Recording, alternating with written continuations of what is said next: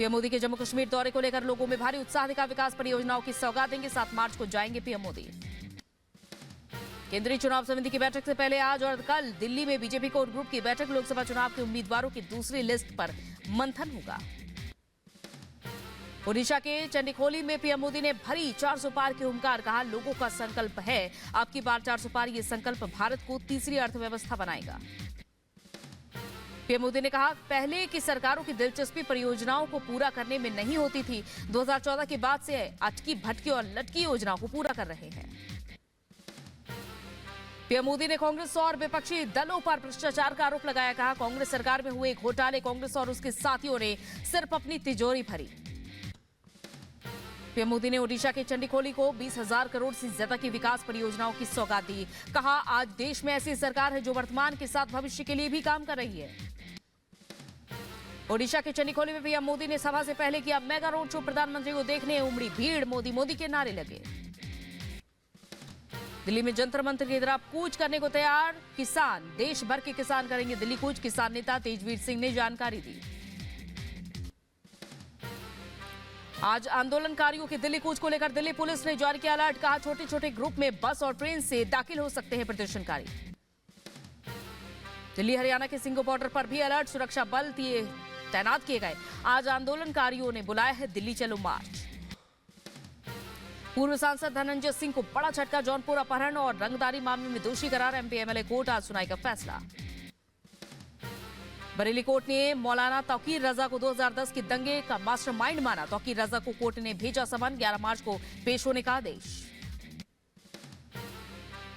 झारखंड के दुमका में विदेशी टूरिस्ट से गैंगरेप का मामला सामने आया। पुलिस ने 5 आरोपियों को गिरफ्तार किया है। अब तक 8 आरोपी गिरफ्तार किए गए हैं। यूपी के फिरोजाबाद में नगर निगम की बैठक में पार्षदों का हाई वोल्टेज ड्रामा देखने को मिला। जमीन पर लेटकर जताया विरोध। कलकत्ता हाईकोर्ट के आदेश के बाद एक्शन में सीबीआई। संदेशखाली मामले में एफआईआर दर्ज कर सीबीआई ने शुरू की जांच। कलकत्ता हाईकोर्ट के आदेश के बावजूद बंगाल पुलिस ने सीबीआई को नहीं दी शाहजहां शेख की कस्टडी। पुलिस हेडक्वार्टर से 2 घंटे बाद खाली हाथ लौटी सीबीआई की टीम।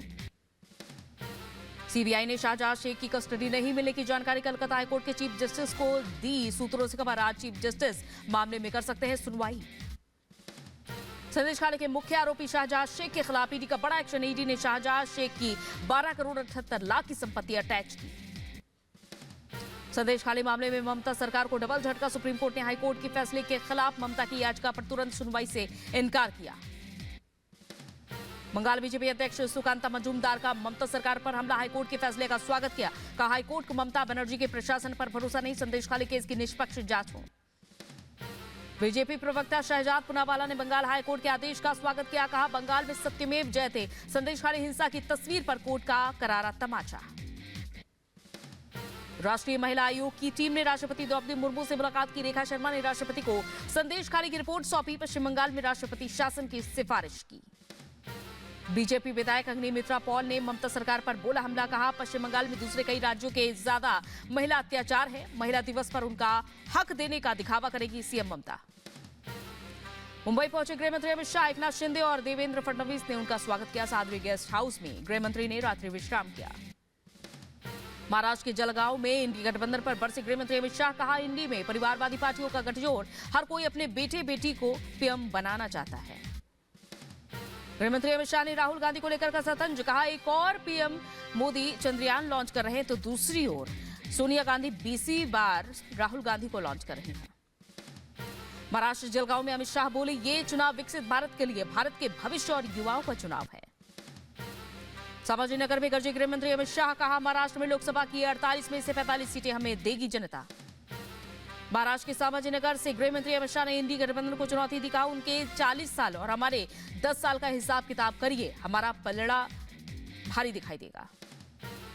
गृहमंत्री अमित शाह ने महाराष्ट्र के संभाजीनगर में छत्रपति शिवाजी महाराज को श्रद्धांजलि दी। का क्रांति चौक पर गृहमंत्री अमित शाह ने छत्रपति शिवाजी महाराज की प्रतिमा पर फूल चढ़ाए।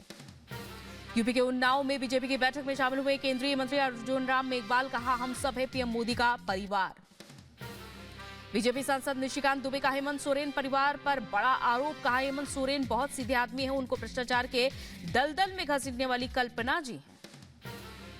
हेमंत सोरेन जी बहुत सीधे आदमी हैं। हेमंत सोरेन जी को भ्रष्टाचार के दलदल में घसीटने वाली कल्पना जी।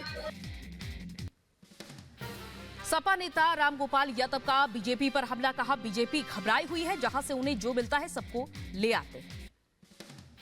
हिमाचल के हमीरपुर में केंद्रीय मंत्री अनुराग ठाकुर ने राष्ट्रीय राजमार्गों और एक रोपवे परियोजना का उद्घाटन किया।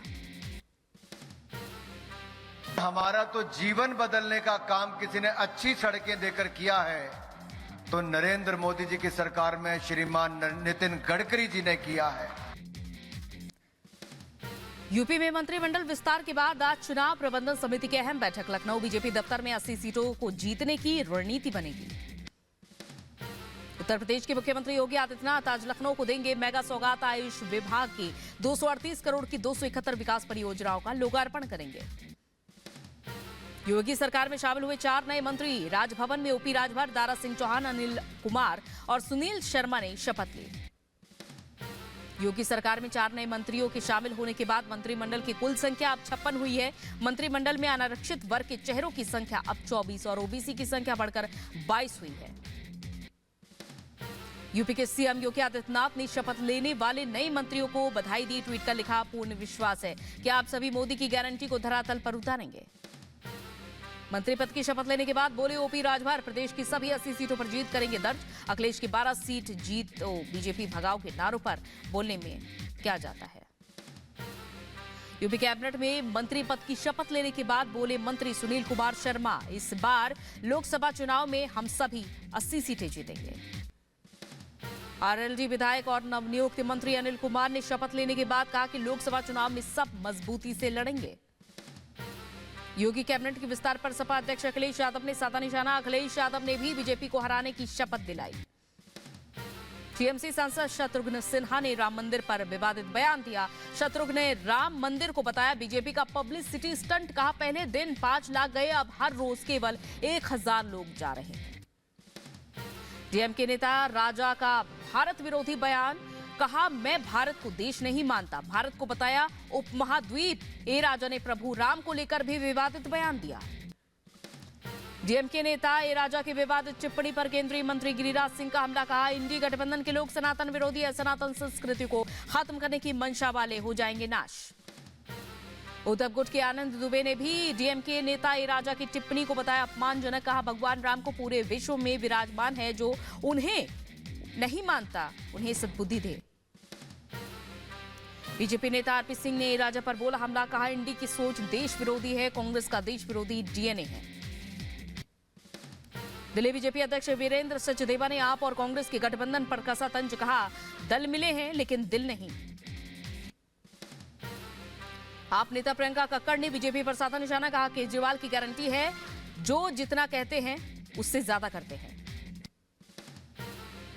एमपी के शाहजहांपुर में राहुल गांधी ने की नुक्कड़ सभा। कार की बोनट पर एक घायल युवक को खड़ा करके बीजेपी पर बोला हमला। कहा बीजेपी शासन में लग रहा है नकली प्लास्टर। यूपी के फिरोजाबाद में नगर निगम की बजट बैठक में पार्षदों ने जमकर हंगामा किया। मनचाहे तरीके से बजट पास करने को लेकर जताया विरोध।